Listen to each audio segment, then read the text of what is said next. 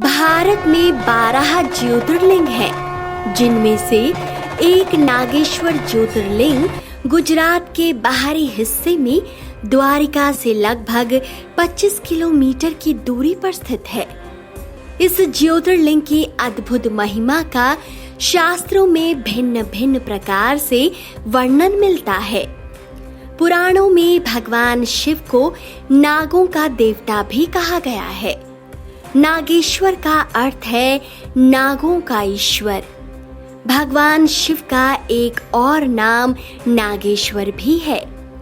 इसके प्रादुर्भाव की कहानी यह है कि दारुका नाम की एक राक्षसी, जिसे पार्वती का वरदान था, सदैव अहंकार से भरी रहती थी। उसके राक्षस पति दारुक ने बहुत से राक्षसों को साथ लेकर सत्पुरुषों का संहार मचा रखा था। वह लोगों के यज्ञ और धर्म का नाश कर देता था। पश्चिमी समुद्र तट पर उसका मायावी वन था। वन का विस्तार सब ओर से 16 योजन था। दारुका अपने विलास के लिए जहां जाती थी, साथ भूमि, वृक्ष तथा अन्य उपकरणों से युक्त वन भी चला जाता था। देवी पार्वती ने उसकी देखरेख का जिम्मा उसे सौंपा था। एक दिन दारुका से पीड़ित हुई जनता ने एक महर्षि को जब अपने दुख सुनाए, तो महर्षि ने राक्षसों को श्राप दे दिया कि अब किसी राक्षस ने किसी पर हिंसा की तो अपने प्राण से हाथ धो बैठेगा।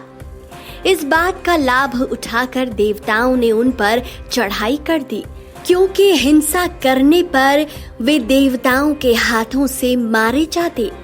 इसलिए दारुका की कृपा से वे वन सहित समुद्र में चले गए और वहीं निवास करने लगे। मगर राक्षस दारुक का अत्याचार वहां भी कम न हुआ।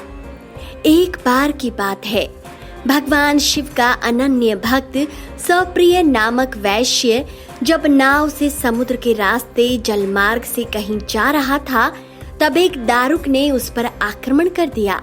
उसने सुप्रिय सहित सभी समुद्री यात्रियों का अपहरण कर अपनी पुरी में ले जाकर बंदी बना लिया।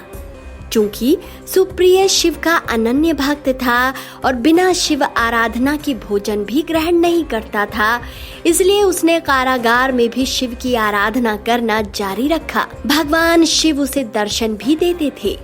साथ ही उसने अन्य साथियों को भी शिव की आराधना के लिए जागरूक किया। सुप्रिय समेत सभी भगवान शिव की भक्ति में लीन रहने लगे।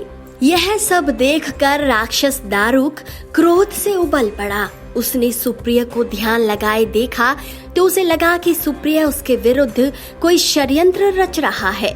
उसने जोर जोर से चिल्लाते हुए सुप्रिय को धमकाया, पर इसका कोई प्रभाव न पड़ा।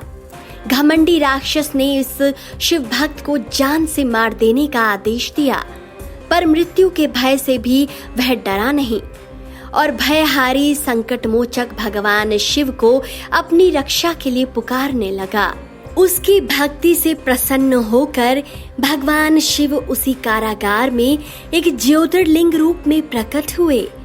भगवान शिव ने व्यापारी को पाशुपतास्त्र दिया ताकि वह अपनी रक्षा कर सके।